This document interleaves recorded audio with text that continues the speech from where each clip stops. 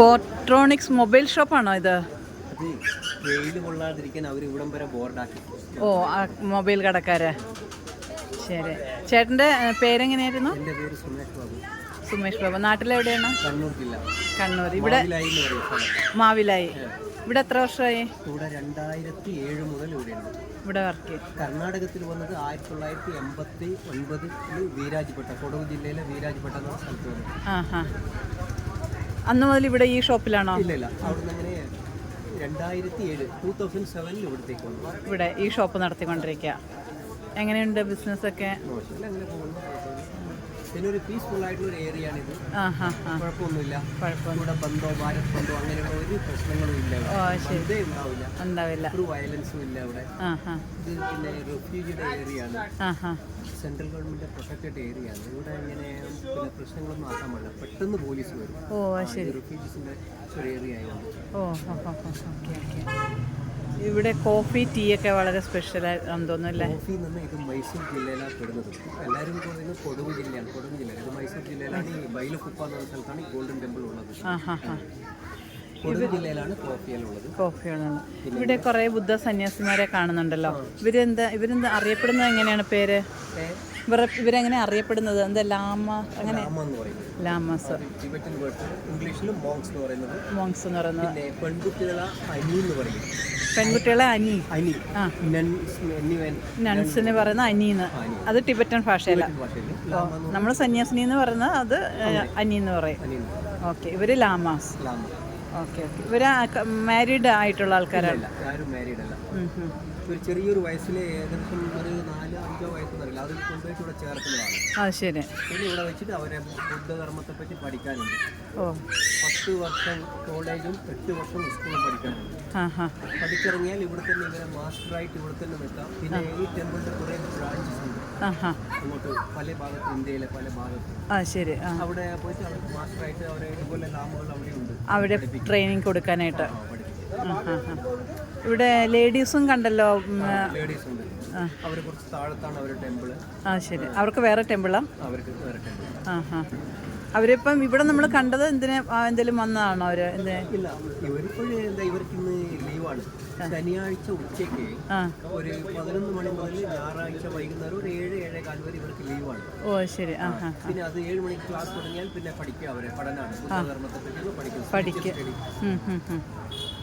നമ്മളിപ്പോൾ അകത്തേക്ക് പോയപ്പോൾ കുറച്ച് ലേഡീസ് പോകുന്നുണ്ടായിരുന്നു. അപ്പോൾ അവരെന്തെങ്കിലും ആവശ്യത്തിന് വേണ്ടി പോകുന്നവരായിരിക്കും അല്ലേ? അവരെന്തെങ്കിലും ആവശ്യത്തിന് വരും. പിന്നെ ഇവിടെ ആയിരിക്കും അവർ സ്റ്റോറല്ലേ, സാധനങ്ങൾ, അരി സാധനങ്ങൾ വാങ്ങിക്കാൻ വരും.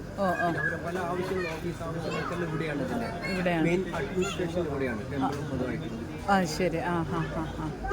ഇതിപ്പോൾ എത്ര വർഷമായിട്ടുള്ള ഈ അമ്പലം അറിയോ? അമ്പലം എത്ര കൊലക്കെന്ന് പറയാൻ പറ്റില്ല, കുറേ വർഷമായി. പിന്നെ ഒന്ന് ടിബറ്റുകാർ ഇന്ത്യയിൽ വന്നിട്ട് 1910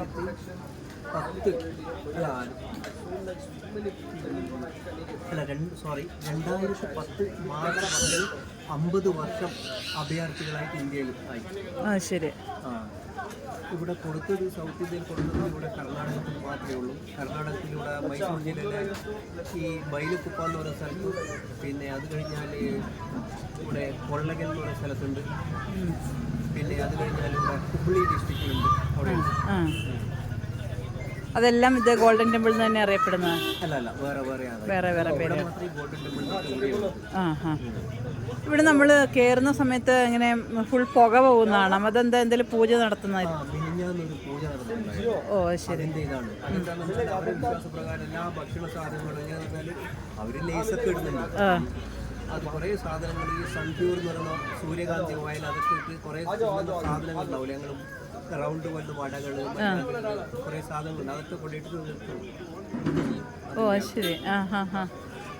നമ്മളത് ചോദിച്ചപ്പോൾ അവർക്ക് കറക്റ്റ് പറഞ്ഞു തരാനും പറ്റുന്നില്ല, ലാംഗ്വേജ് പ്രശ്നം വരുന്നു.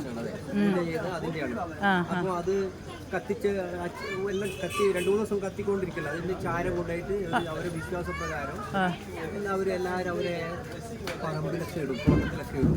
ശരി. എന്താണെന്നുണ്ടെങ്കിൽ അവരുടെ വിശ്വാസം എന്താണെന്നുണ്ടെങ്കിൽ ദുഷ്ടശക്തികളുടെ ഒരു ഇതുണ്ടാവില്ല, ഒരു ഇതുണ്ടാവില്ല എന്ന് പറഞ്ഞാൽ അവർക്ക് വിശ്വാസം. ഇത് മിനിഞ്ഞാന്ന് കത്തിച്ചാണ് ഇപ്പോഴും പോയിക്കൊണ്ടിരിക്കുകയാണത് അല്ലേ? കണക്കില്ലാതെ ഓയിൽ ചില്ലറ സാധനങ്ങൾ കത്തിച്ചത്. ഓ ശരി. ചെറിയ ഇതൊന്നല്ല കത്തിച്ചത്. എത്രയോ ആൾക്കാരുണ്ട് ടിബറ്റൻ പബ്ലിക്സ്, അവരൊക്കെ ഈ പൂജയിൽ വന്നിട്ട് കൊണ്ടുപോയിട്ട് ഇടും. നമ്മളൊരു നേർച്ച ഇടുന്ന പോലെ അത് കൊണ്ടുപോയിട്ട് കുറച്ച് ലേസ്, കുറച്ച് പിന്നെ റൗണ്ടിലുള്ള കുറേ സാധനങ്ങളുണ്ട് ഇവിടെയെല്ലാം വിൽക്കുന്നത്, അതുപോലുള്ള സാധനങ്ങൾ, ഭക്ഷണ സാധനങ്ങൾ കൊണ്ടിട്ട് അതിലിടും. എന്നിട്ട് സൺപ്യൂർ ഓയിൽ വെച്ചിട്ട് കത്തിക്കുന്നതാണ്. പിന്നെ ഞാൻ ഈവനിങ്ങിൽ കത്തിച്ചതാണെന്ന് തോന്നുന്നു അല്ലേ? ഞാൻ ഒരു 10:30 ഉച്ചയ്ക്ക്, രാവിലെ 10:30. അത് ശരി. അപ്പം അന്ന് ഇത് കത്തിക്കൊണ്ടിരിക്കുമെന്ന സമയത്ത് മുഴുവനും സാധനങ്ങൾ കൊണ്ടിട്ടുണ്ടിരിക്കും. ഒരു ക്ഷേത്രത്തിൽ എന്തെങ്കിലും ചർച്ചിലായിക്കോട്ടെ, എന്തെങ്കിലും അങ്ങനെയുള്ള എല്ലാ ആൾക്കാരും കുറച്ച് അങ്ങനെ ഇടില്ലേ, അതുപോലെ ഇവർ എല്ലാവരും ടിബറ്റ് ആൾക്കാർ കുറച്ച് സാധനങ്ങൾ കൊണ്ടുപോയിട്ട് അതിലിടും. അപ്പോൾ അവർക്ക് അവരുടെ വിശ്വാസപ്രകാരം അതൊരു ഇതാണ്. അതുപോലെ കൊടുത്തതും പറഞ്ഞുതരാം. Central government, central Jawaharlal Nehru ഉണ്ടായിരുന്ന സമയത്താണ് ഇവിടെ കൊടുത്തത്. ഇവിടെ കർണാടകയിൽ നിജലിംഗപ്പ എന്നൊരു മുഖ്യമന്ത്രി ഉണ്ടായിരുന്നു, അവരാണ് ഇവിടെ കൊടുത്തത്. ശരി. എന്തായാലും ചേട്ടനെ കണ്ടുകൊണ്ട് നന്നായി, കുറച്ച് കാര്യങ്ങൾ അറിയാൻ പറ്റി. അല്ലെങ്കിൽ ഞങ്ങൾക്ക് ഒന്നും അറിയാൻ പറ്റുന്നുണ്ടായിരുന്നില്ല. താങ്ക് യു സോ മച്ച് ചേട്ടാ. Thank you.